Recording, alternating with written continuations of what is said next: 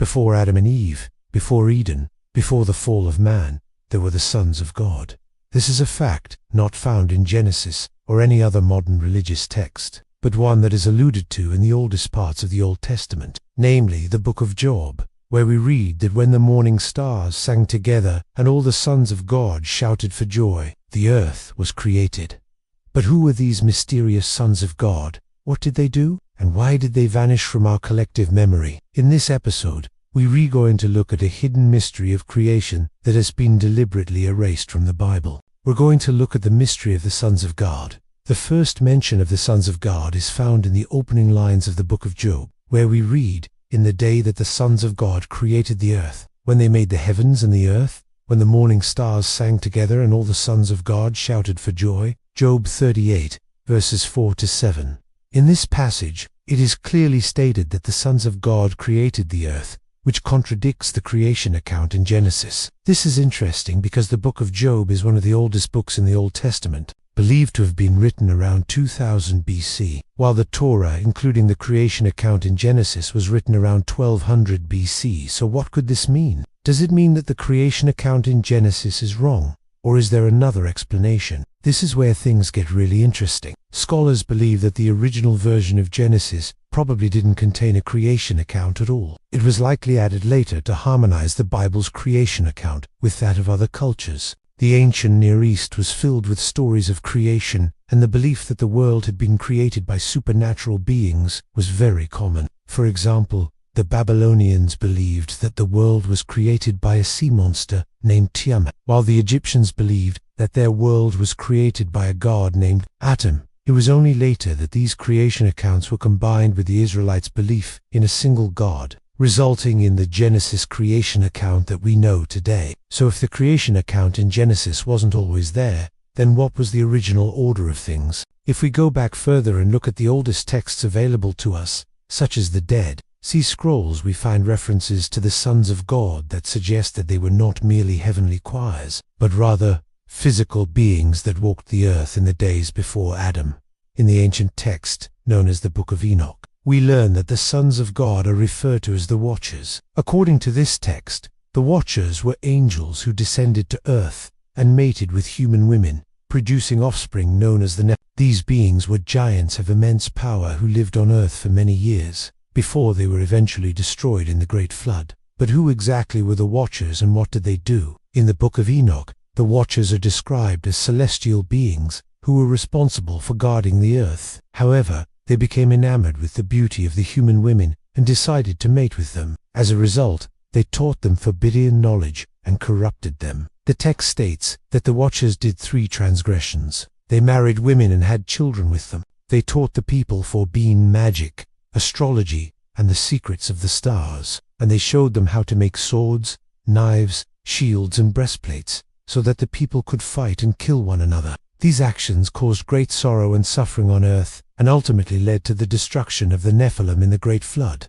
So what did the sons of God teach the people, and why was this knowledge so dangerous? According to the Book of Enoch, the sons of God taught the people many things that they were not supposed to know. This included knowledge of astrology and the stars, which allowed the people to predict the future. They also taught them how to make weapons and armor, which allowed them to go to war with one another. Additionally, the sons of God taught the people about the secrets of life and death, which gave them an understanding of the spiritual realm that they were not supposed to have. All of this knowledge caused the people to become corrupted and disobedient to God. In the story of the fall of man, we see that humanity's and rebellion against God leads to chaos and suffering, not just for themselves, but for the whole cosmos. The sons of God, by crossing celestial boundaries and interfering in the affairs of mortals, caused a rupture in the divine order. This teaching of forbidden knowledge destabilized the natural order of things and led to the corruption of humanity. Their presence and teachings disrupted the divine plan and brought about a premature awakening of humanity.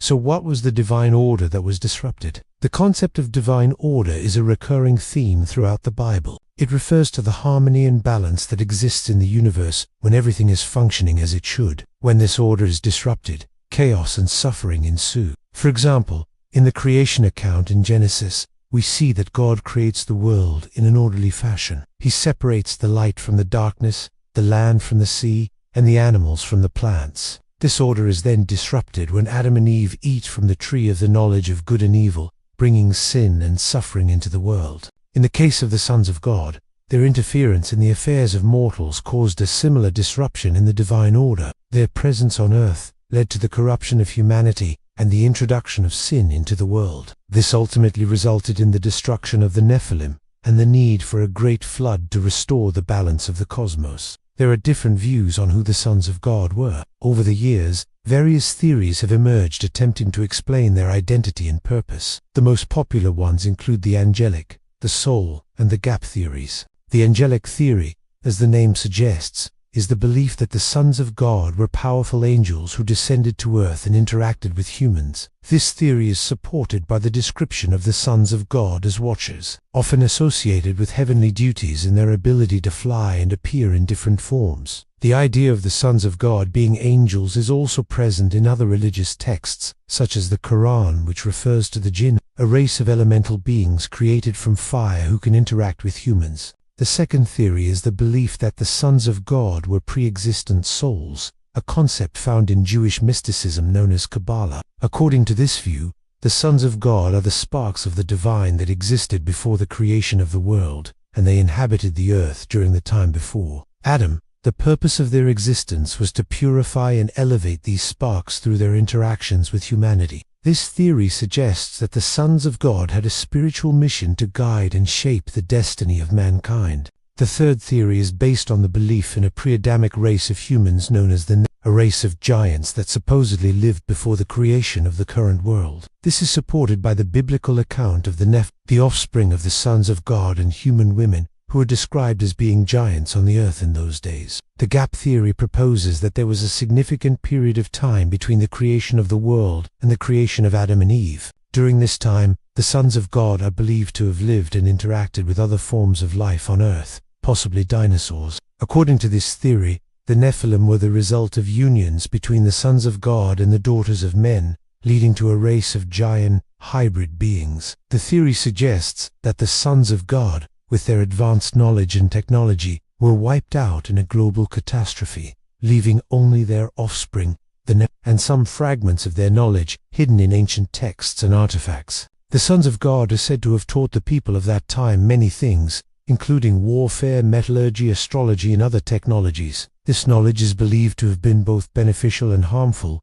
leading to advancements in society, but also to conflict and destruction. The presence of the sons of God on earth is said to have caused a disturbance in the natural order of things, leading to their ultimate destruction in the Great Flood. However, despite their physical disappearance, their impact on human history and the remnants of their knowledge are said to have endured, influencing various cultures and individuals throughout time. The story of the sons of God serves as a reminder of the importance of maintaining balance and harmony in the universe, and the potential consequences of disrupting the divine order. After the sons of God had corrupted humanity and brought about chaos and suffering on earth, God decided to wipe them out and start anew. This is where the story of the flood comes in. The flood is described in the Bible as a global event that destroyed all living creatures on earth, except for those who were saved by Noah and his family. However, in the context of the sons of God, the flood is seen as a cosmic response to the presence of these beings on earth. The primary goal of the flood was to destroy the Nephilim, the hybrids of the sons of God and human women, who were seen as a threat to the divine order. By wiping out the Nephilim, God restored balance to the cosmos and prepared the earth for the creation of Adam and Eve. However, the story of the flood is not just about punishment, but also about salvation. While the sons of God and the Nephilim were destroyed, Noah and his family, along with the righteous remnant of humanity, were spared. This shows that God's mercy and forgiveness are greater than his wrath and judgment. The story of the sons of God is a fascinating one that has captured the attention of many throughout history. While there are many questions and theories surrounding their existence and purpose, ultimately, their true nature and fate remain a mystery. However, their legacy is said to live on in the myths, symbols, and esoteric traditions that have been passed down through generations. Even in the digital age, the story of the sons of God continues to resonate with people who are seeking knowledge and wisdom beyond the confines of religious dogma. Some believe that the sons of God may still be among us, watching and waiting for the time when they will be called upon once again to help guide humanity towards enlightenment. If you enjoyed this video, Be sure to stay tuned for more content on ancient civilizations, mythology and the paranormal. Do you want to forget to hit the like button and share this video with your friends if you think they'll enjoy it too. Thanks for watching.